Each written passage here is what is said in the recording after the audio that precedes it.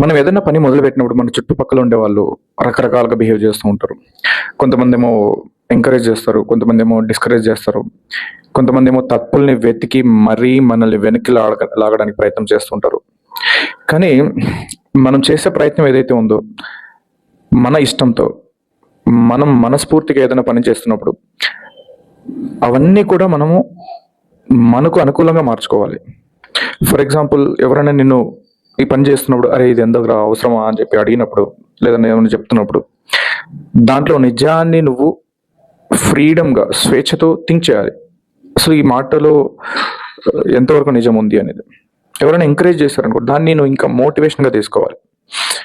అరే ఇంకా బాగా చేయాలన్న ఆలోచనతో నువ్వు ఫార్వర్డ్ అవ్వాలి.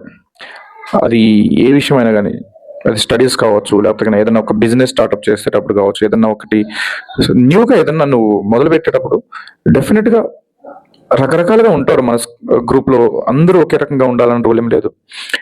సో విమర్శల్ని మనం ఎప్పుడైనా కానీ సలహాలుగా తీసుకొని, అదేవిధంగా మనం చేసే వాటిని ఎవరైనా ఎంకరేజ్ చేసే వాటిని మనము ఒక మోటివేషన్గా తీసుకొని, సో మనం చేసే ఏ పని అయినా కానీ ప్రయత్నాన్ని హానెస్ట్గా ఖచ్చితంగా నేను సక్సెస్ అవ్వాలనే ఒక మనస్తత్వంతో వర్క్ చేసినప్పుడు డెఫినెట్గా యూ మే అచీవ్ సంథింగ్.